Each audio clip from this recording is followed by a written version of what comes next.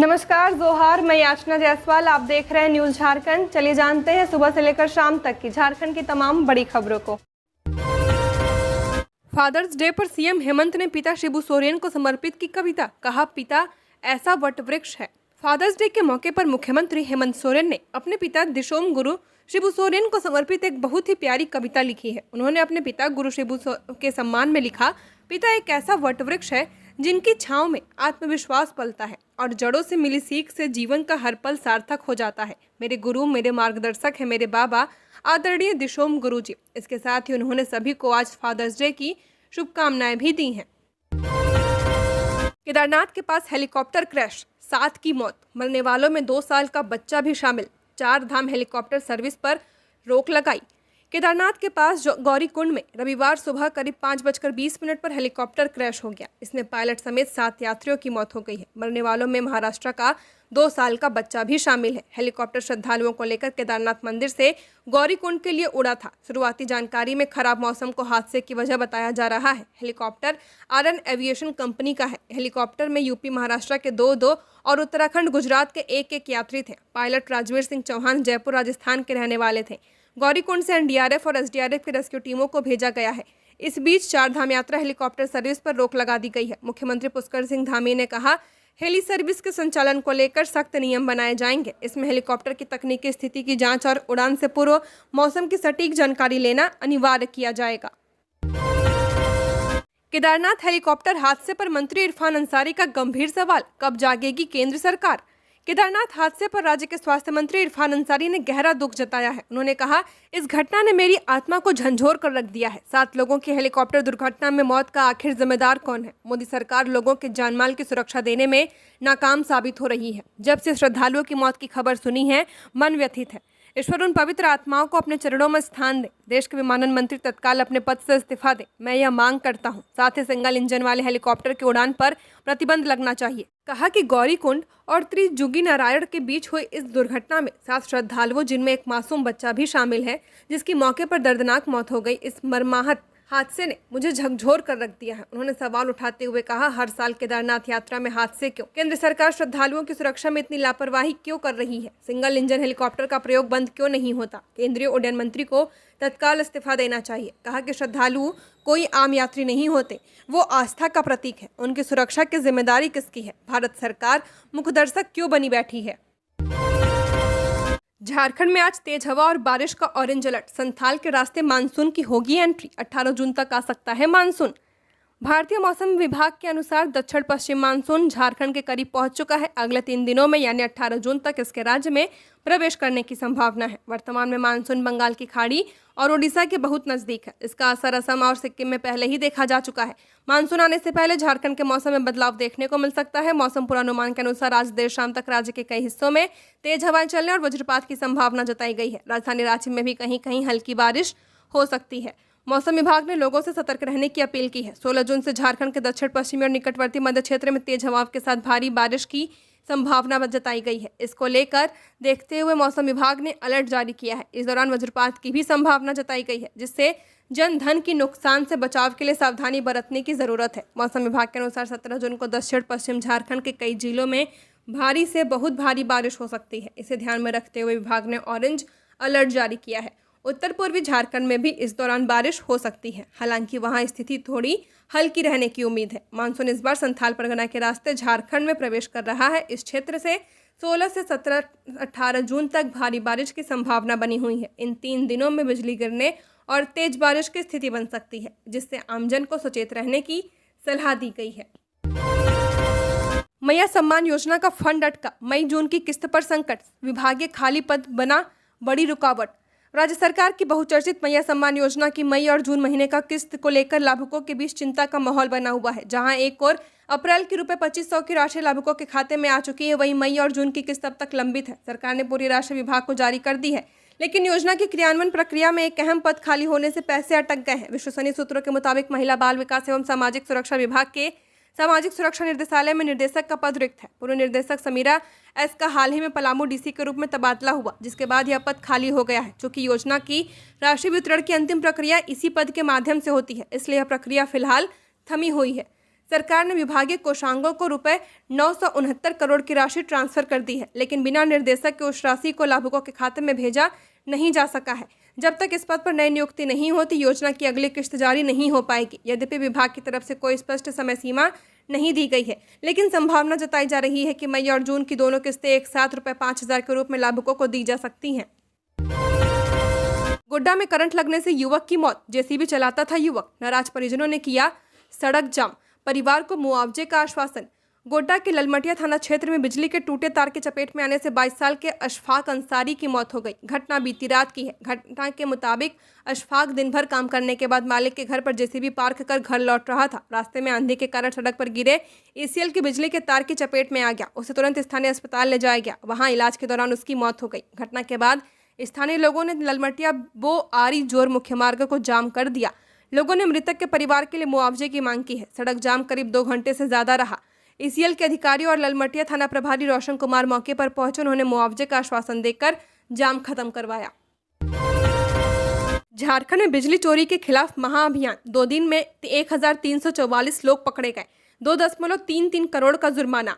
बिजली चोरी पर रोक लगाने के लिए झारखंड राज्य में जोरदार कार्रवाई की जा रही है। जेबीवीएनएल के प्रबंध निर्देशक अविनाश कुमार के निर्देश पर 11 और 13 जून को राज्य भर में विशेष महाअभियान चलाया गया। इस दौरान 109 टीमों ने कुल 10,770 परिसरों में छापेमारी की, जिसमें 1,344 मामलों में बिजली चोरी पकड़ी गई है। पकड़े गए उपभोक्ताओं पर कुल 2 करोड़ 33 लाख रुपए का जुर्माना लगाया गया है और संबंधित थानों में प्राथमिकी भी दर्ज कराई गई है। इस राज्यव्यापी अभियान में डाल्टनगंज सर्कल सबसे आगे रहा, जहां 136 बिजली चोरी के मामले सामने आए। इसके बाद हजारीबाग में 135 और रांची में 134 मामले पकड़े गए। अन्य जिलों में भी बड़ी संख्या में बिजली चोरी के मामले उजागर हुए। 24 घंटे में कोरोना से 10 की मौत। नए वेरिएंट से एक दिन में सबसे ज्यादा लोगों ने जान गंवाई। देश में 7,383 एक्टिव केस। देश भर में कोरोना के केसों की और मौतों की संख्या तेजी से बढ़ रही है। बीते 24 घंटे में 10 लोगों ने जान गंवाई है। नए वेरिएंट से एक दिन में ये सबसे ज्यादा मौतें हैं। केरल में 5, दिल्ली में 3 और महाराष्ट्र में 1 मरीज की मौत हुई है। जनवरी से अब तक कोरोना से 97 मरीजों की जान गई है। देश के 31 राज्यों केंद्र शासित प्रदेशों में एक्टिव केसों की संख्या 7,383 पहुंच चुकी है। हालांकि रविवार को नया मामला दर्ज नहीं हुआ, जबकि 17 मरीज रिकवर किए गए हैं। केरल में सबसे ज्यादा 2007 केस हैं। इसके बाद गुजरात में 1,441 और पश्चिम बंगाल में 747 एक्टिव मामले हैं। भारत के कई राज्यों में कोविड-19 के मामलों में बढ़ोतरी के बीच देश में 4 नए वेरिएंट मिले हैं। आईसीएमआर के डायरेक्टर डॉक्टर राजीव बहल ने बताया कि दक्षिण और पश्चिम भारत से जिन वेरिएंट की सीक्वेंसिंग की गई है वे LF.7, XFG, JN.1 और NB.1.8.1 सीरीज के हैं। झारखंड स्वास्थ्य मंत्रालय का बड़ा फैसला। अब ऐसे लोगों को नहीं मिलेगी सरकारी अस्पताल में एंट्री। ये रही वजह। झारखंड स्वास्थ्य निर्देशालय ने राज्य के सभी मेडिकल कॉलेज अस्पताल और सरकारी अस्पतालों में अनाधिकृत लोगों के प्रवेश पर रोक लगाने का निर्देश दिया है। अस्पतालों में भीड़ कम करने, मरीजों की सुरक्षा व गोपनीयता बनाए रखने और सुव्यवस्थित ढंग से अस्पताल संचालन के लिए यह कदम उठाया जा रहा है। यह पहल 11 जून को स्वास्थ्य मंत्री डॉक्टर इरफान अंसारी की अध्यक्षता में आयोजित समीक्षा बैठक में लिए गए निर्णय के आलोक में की जा रही है। निर्देशक प्रमुख स्वास्थ्य सेवाएं डॉक्टर CK शाही ने सभी सिविल सर्जनों, मेडिकल कॉलेज अस्पताल के अधीक्षकों और अन्य अस्पताल प्रमुखों को जारी पत्र में कहा है कि अस्पताल के प्रवेश द्वार पर आवश्यकता के अनुसार उचित संख्या में सुरक्षा गार्ड की व्यवस्था की जाए। मरीजों की संख्या के आधार पर 1 या 2 प्रवेश द्वार ही चालू रखे जाएंगे। अनावश्यक द्वार को बंद करने का निर्देश दिया गया है। रात में यदि एक द्वार से काम चलता है तो सिर्फ एक ही चालू रखा जाए। अस्पताल भवन में पर्याप्त रोशनी की व्यवस्था करने का भी निर्देश दिया गया। साथ ही अस्पताल के मुख्य द्वार और परिसर में हाई मास्टर LED लाइट की व्यवस्था करने को कहा गया है। निर्देशक प्रमुख के निर्देश के बाद धनबाद मेडिकल कॉलेज अस्पताल, सदर अस्पताल समेत अन्य अस्पतालों में यह व्यवस्था की जा रही है।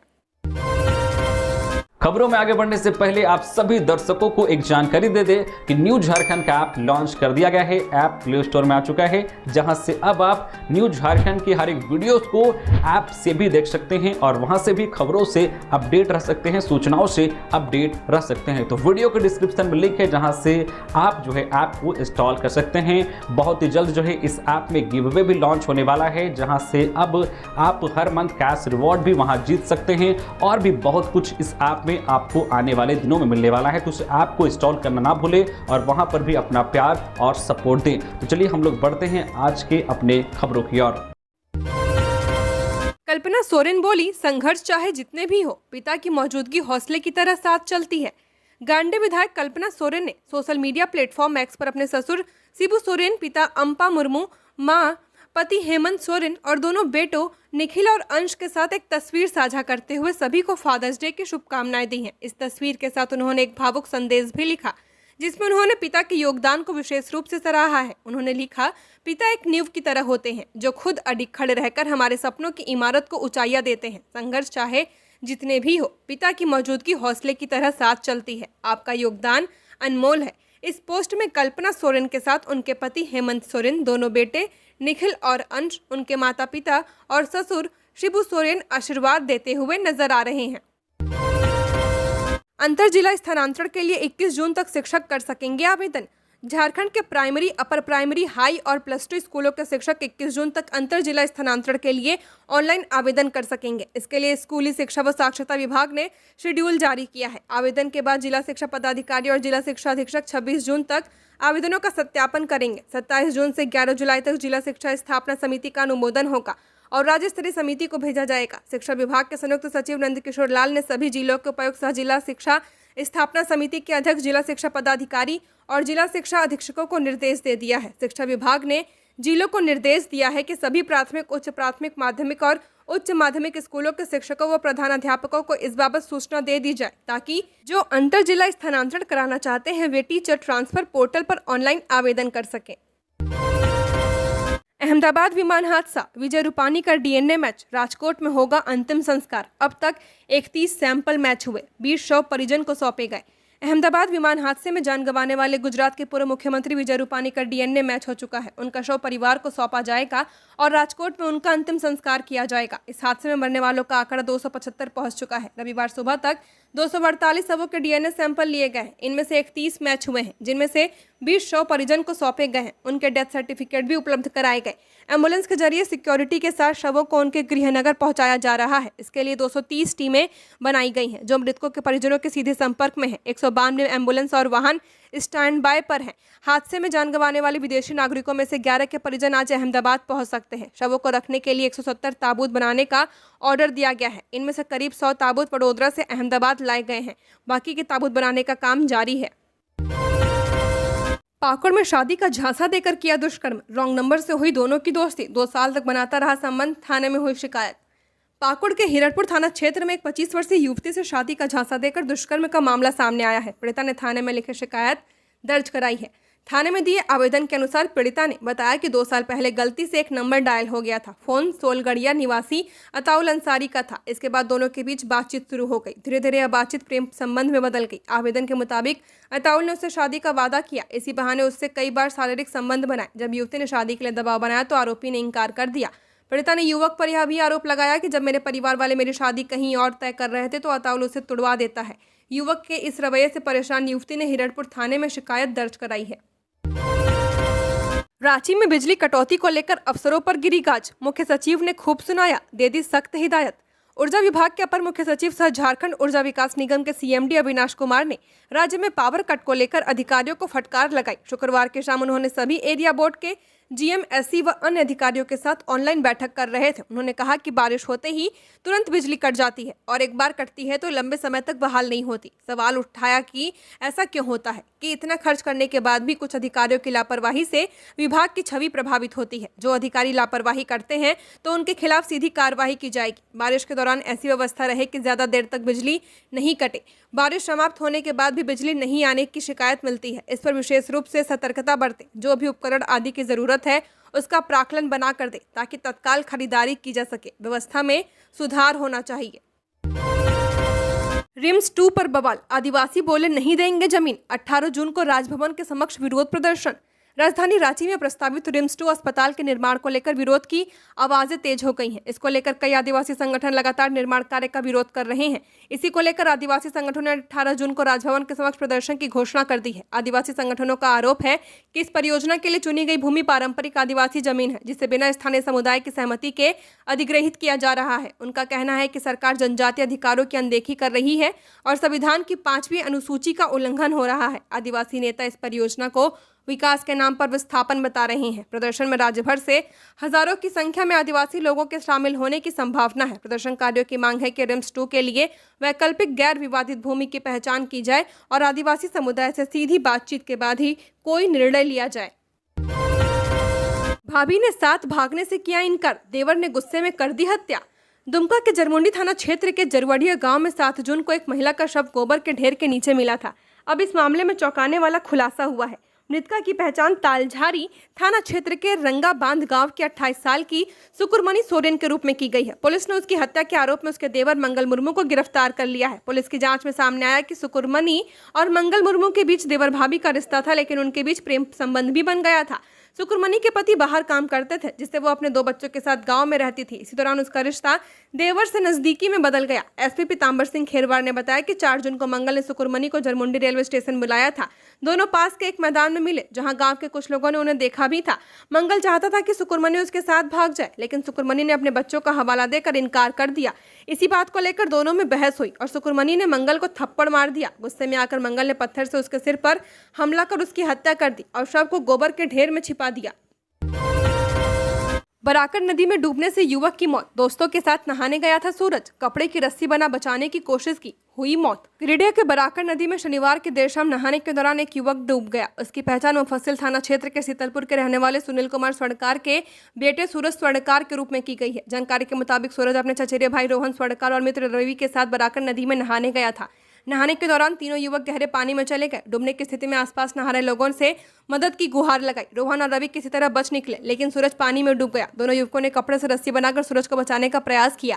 आसपास मौजूद लोगों से मदद मांगी, लेकिन कोई आगे नहीं आया। बाद में वे बेहोश होकर सूरज को नदी से बाहर निकालने में सफल रहे। उसे तुरंत सदर अस्पताल ले जाया गया, जहां चिकित्सकों ने उसे मृत घोषित कर दिया। घटना की सूचना पर थाना पुलिस सदर अस्पताल पहुंची। पुलिस ने परिजनों से पूछताछ की और शव को पोस्टमार्टम के लिए भेज दिया है।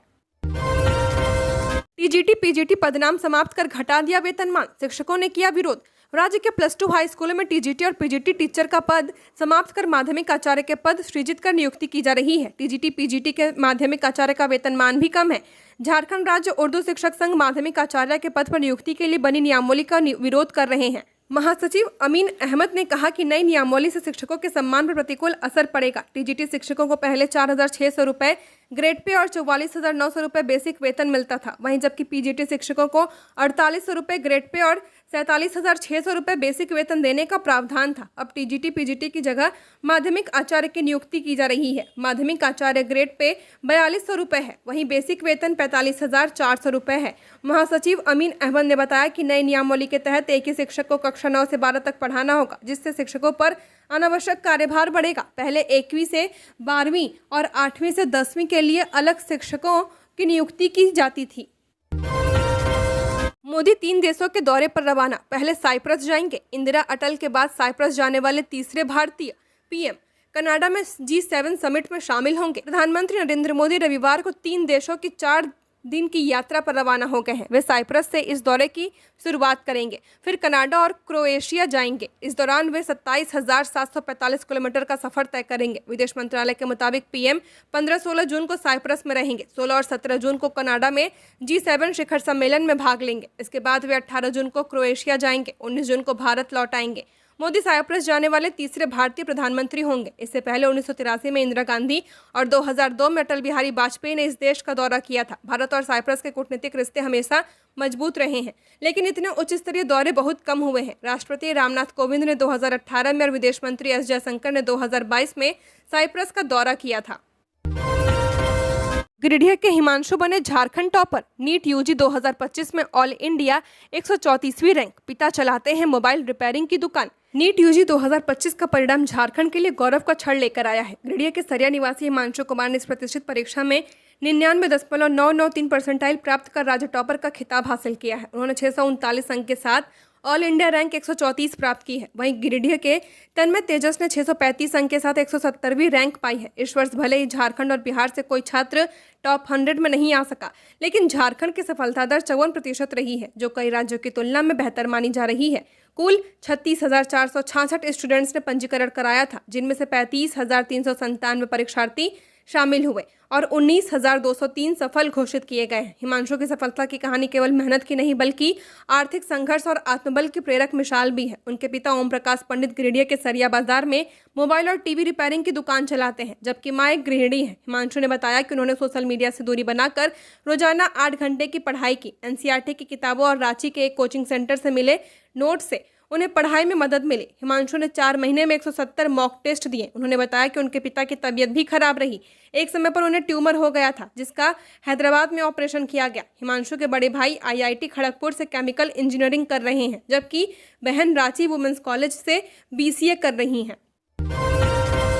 रांची में स्कूल आने जाने के समय अतिरिक्त जवानों की तैनाती होगी। राजधानी रांची में जाम सबसे बड़ी समस्या है। अक्सर स्कूली बच्चों की बसें जाम में फंस जाती हैं। अब ट्रैफिक पुलिस ने समस्या से निपटने का प्लान तैयार कर लिया है। स्कूल बसों के आने जाने के समय सुबह 6 से 9 बजे और दोपहर 1 से 3 बजे तक के लिए विशेष तैयारी की गई है। इस दौरान सड़क पर अतिरिक्त जवानों को तैनात किया जाएगा। जाम में फंसे स्कूल बसों को निकालने के लिए सिग्मा और अल्फा टीम को अलर्ट मोड पर रखा जाएगा। अधिकारी के साथ जवान बाइक पर शहर के अलग अलग हिस्सों में तैनात रहेंगे। जाम की सूचना मिलते ही वे तत्काल पहुंचेंगे। जरूरत पड़ने पर एक टीम दूसरी टीम की मदद भी करेगी। इसके लिए शहर को 4 जोन में बांटा गया है। ट्रैफिक SP कैलाश करमाली ने शहर के सभी थानेदारों की जिम्मेदारी भी तय कर दी है। अगर जल्दी जाम नहीं हटा तो इसके लिए संबंधित थानेदारों को जिम्मेदार ठहराया जाएगा। सभी थानेदारों को स्पष्ट निर्देश दिया गया कि वे अपने इलाके की वैसी जगहों को चिन्हित करें जहां अक्सर जाम की समस्या उत्पन्न होती है। जाम हटाने के लिए वे खुद के स्तर पर प्रयास करें ताकि लोगों को परेशानी का सामना न करना पड़े। इस संबंध में ट्रैफिक SP की रांची जोन के IG मनोज कौशिक के साथ बैठक हुई।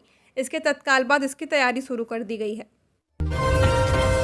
कुएं में गिरने से वृद्धा की मौत, परिजनों का रो रो कर बुरा हाल। गुमला के चैनपुर थाना क्षेत्र अंतर्गत मड़ई कोना गांव में एक हृदय विदारक घटना सामने आई, जहां घर के पास एक कुएं में गिरने से 82 वर्षीय वृद्ध महिला की मौत हो गई। मृत महिला की पहचान ब्रिजिट टोप्पो के रूप में की गई है। इस दुखद घटना के बाद से परिजनों का रो रो कर बुरा हाल है। मिली जानकारी के अनुसार ब्रिजिट टोप्पो, जो लंबे समय से बीमार चल रही थी, अक्सर घर के बगल के मैदान में टहलने जाया करती थी। शनिवार शाम को भी वह इसी क्रम में घर के पास स्थित एक कुएं में जा गिरी। मृतका के बेटे रोहित टोप्पो ने बताया कि उनकी मां बीमारी के कारण कमजोर थी और अक्सर मैदान में घूमती थी। शुक्रवार को जब वह काफी देर तक घर नहीं लौटी तो परिजनों ने उनकी तलाश शुरू की। काफी खोजबीन के बाद उनका शव कुएं के अंदर मिला। गाँव वालों की मदद से शव को कुएं से बाहर निकाला गया। गोड्डा का सुंदर डैम अब होगा और भी खूबसूरत। 5 करोड़ की लागत से हो रहा सौंदर्यीकरण। गोड्डा का प्रसिद्ध सुंदर डैम, जो अपनी प्राकृतिक खूबसूरती और शांत वातावरण के लिए जाना जाता है, अब और भी आकर्षक रूप में नजर आएगा। अब सरकार ने इस पर्यटन स्थल के सौंदर्यीकरण की योजना बनाई है। इसके लिए लगभग 5 करोड़ रुपए की लागत से काम शुरू किया गया है। झारखंड ही नहीं, बिहार और आसपास के कई जिलों से हर साल हजारों पर्यटक यहाँ घूमने आते हैं। यह डैम चारों ओर से पहाड़ियों से घिरा हुआ है और इसकी खूबसूरती हर किसी का मन मोह लेती है। अब सरकार ने इस पर्यटन स्थल के सौंदर्यीकरण की योजना बनाई है। पर्यटन विभाग के अनुसार डैम के विकास का काम फरवरी 2026 तक पूरा कर लिया जाएगा। इसके बाद सुंदर डैम एक नए रूप में नजर आएगा और पर्यटकों को और भी बेहतर सुविधाएं मिलेंगी। खास महल में बनेगा नया मेडिकल कॉलेज, अधिकारियों ने जगह का किया निरीक्षण। जमशेदपुर के खास महल स्थित सदर अस्पताल के पास स्वास्थ्य विभाग द्वारा नया मेडिकल कॉलेज खोला जाएगा। खास महल में 25 एकड़ में बनने वाले इस मेडिकल कॉलेज का स्थल निरीक्षण करने के लिए शनिवार को स्वास्थ्य विभाग के ज्वाइंट सेक्रेटरी ललित मोहन शुक्ला पहुंचे। उन्होंने सदर अस्पताल के पीछे मौजूद स्थान को देखा। इसके साथ ही अस्पताल परिसर में बन रहे 100 बेड का प्री फैब्रिकेटेड अस्पताल को देखा। उन्होंने अस्पताल को जल्द से जल्द शुरू कराने के निर्देश दिए ताकि मरीजों को उसका लाभ मिल सके। इसके साथ ही सदर अस्पताल के ऊपर 100 बेड का वार्ड बनाना है। उन्होंने बताया कि कुल मिलाकर सदर अस्पताल को 350 बेड का करना है ताकि मेडिकल कॉलेज खोला जा सके। धनबाद पुलिस ने किया चोर गिरोह का पर्दाफाश। भीख मांगने के दौरान करते थे घरों की रेकी। धनबाद में भीख मांगने के दौरान चोरी की घटनाओं को अंजाम देने वाले गिरोह के 4 सदस्यों को पुलिस ने शिकंजे में लिया है। पुलिस ने 2 नाबालिग के साथ गिरोह के 4 सदस्यों को शिकंजे में लिया है। धनबाद पुलिस की तफ्तीश में यह खुलासा हुआ। पुलिस ने इनके पास से चोरी के जेवरात बरामद किए हैं। पुलिस गिरोह के बाकी के सदस्यों को पकड़ने के लिए जगह जगह छापेमारी कार्रवाई कर रही है। गिरफ्तार आरोपियों ने पुलिस को बहुत कुछ बताया है। धनबाद जिले के कई थाना क्षेत्रों के साथ साथ बोकारो, बालीडीह और रांची में गिरोह के सदस्य सक्रिय हैं। हाईकोर्ट द्वारा भूमाफिया के रूप में चिन्हित फौलाद की याचिका को बोकारो उपायुक्त की अदालत ने खारिज की।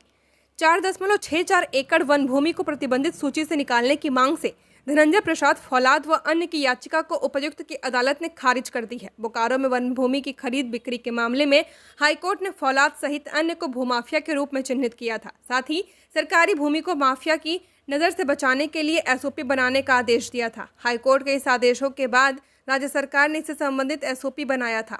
झारखंड की और खबरों के लिए बने रहिए हमारे साथ। हमारे चैनल न्यूज़ झारखंड पर चैनल को सब्सक्राइब करें, साथ बेल आइकन को प्रेस करें। नमस्कार।